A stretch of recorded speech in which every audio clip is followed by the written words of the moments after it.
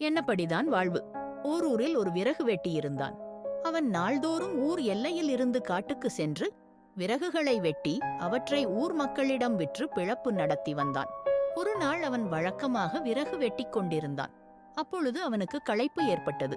அங்கிருந்த ஒரு மரத்தின் நிழலில் படுத்தான். அந்த மரமானது நினைப்பதையெல்லாம் கொடுக்கும் மந்திர மரமாகும். அப்பொழுது தென்றல் காற்று சில்லென்று வீசியது. அது அவனுக்கு சுகமாக இருந்தது. இம்மாதிரியான நேரத்தில் ஒரு பஞ்சு மெத்தை இருந்தால் எவ்வளவு நலமாக இருக்கும் என்று அவன் மனதில் நினைத்தான். என்ன ஆச்சரியம்! அடுத்த கணம் அவன் அருகில் ஒரு கட்டிலும் அதில் பஞ்சு மெத்தையும் வந்து சேர்ந்தது. விறகுவெட்டிக்கு மகிழ்ச்சி தாங்க முடியவில்லை. உடனே அவன் அதில் ஏறி படுத்தான். நாள் முழுவதும் கடினமாக உழைத்ததால் அவனுக்கு உடம்பெல்லாம் வலித்தது.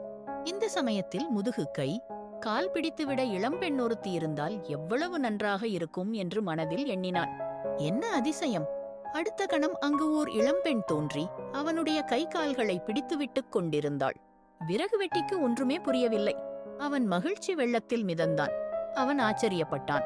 நினைப்பதெல்லாம் நடக்கின்றதே, இவ்வளவு சுகங்கள் இருந்தும் வயிற்றுக்கு உணவில்லாமல் பட்டினியாக இருக்கிறோமே, இப்பொழுது அறுசுவை உணவு இருந்தால் எவ்வளவு நலமாக இருக்கும் என்று எண்ணினான்.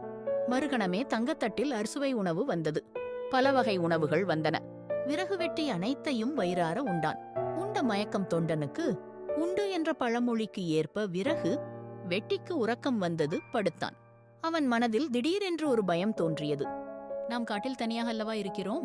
இப்பொழுது ஒரு சிங்கம் ஒன்று நம் முன்வந்து நம்மை கொன்றுவிட்டால் என்னவாகும் என்று நினைத்தான்.